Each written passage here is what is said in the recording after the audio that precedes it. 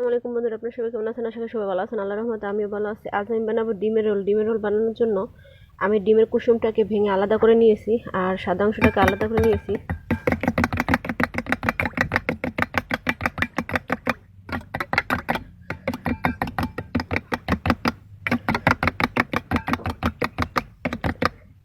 গোটাগুটি করে নিয়েছি, গোটাগুটি হয়ে গেছে। এখন ডিমের কুসুমটাকে গোটাগুটি করে নিচ্ছি।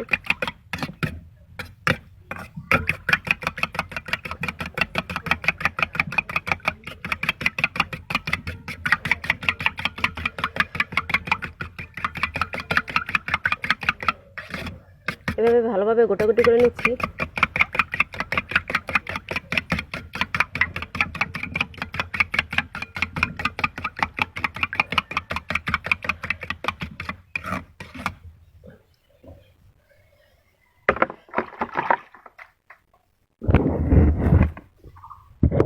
চুলার জালটা আমি ধরিয়ে দিয়েছি।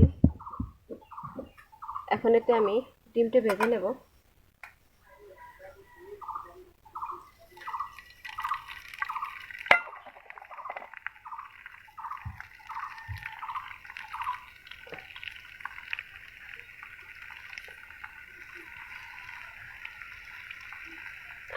আমি একদম চুলার জাল কমিয়ে নিয়েছি ডিমটা ভাজার জন্য।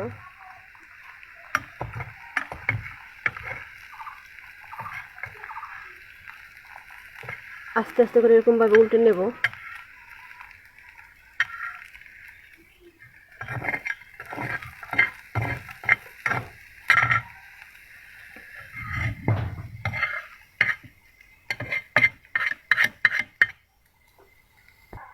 ডিমটাকে এখন নামিয়ে ফেলবো রোল করার জন্য। আরেকটা ডিম আছে, সেটা আমি দিয়ে দিব এখন। এটা সম্পূর্ণ লো আছে, মানে গ্যাসের চুলায় ভাজাভাজি করলে আপনার লো আছে দিয়ে দিবেন।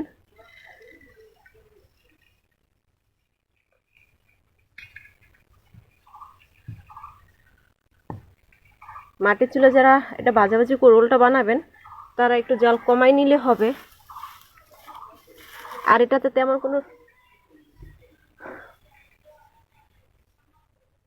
তেমন কোনো উপকরণ দিতে হয় না, খুবই অল্প উপকরণ এটা বানানো যায়। আর আমি এটা ভাজার জন্য তেল দেইনি।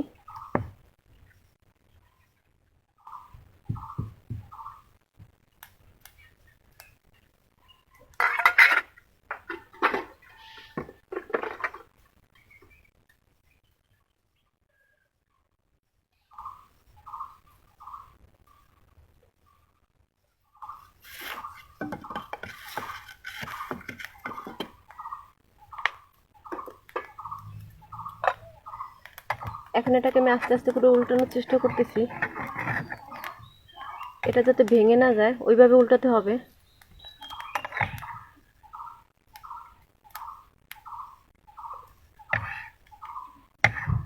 সুন্দরভাবে আমি উল্টে নিচ্ছি।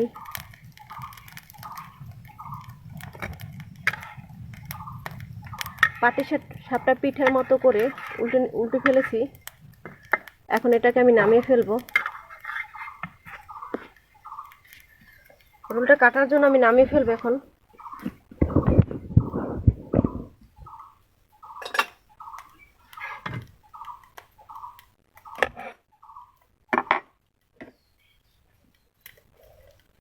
এটাকে এখানে আমি পিস পিস শেপে কেটে নেব।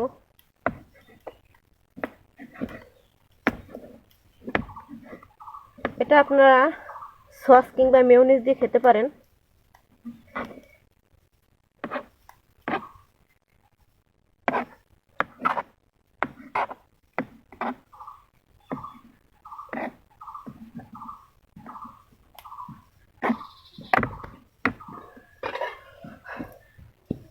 এখন আমি এটা বাটিতে পরিবেশন করে নেব।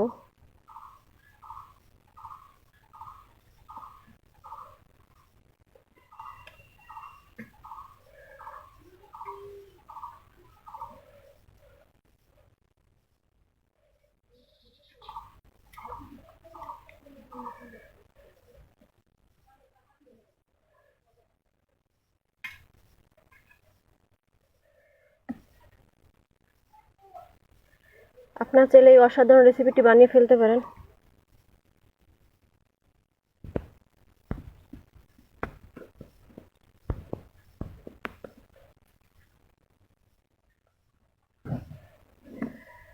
দেখেন কি সুন্দর রেসিপিটি, দেখতে যেমন সুন্দর লাগতেছে, খেতে এটি অসাধারণ। আপনারা চাইলে বানিয়ে ফেলতে পারেন এই অসাধারণ রেসিপিটি।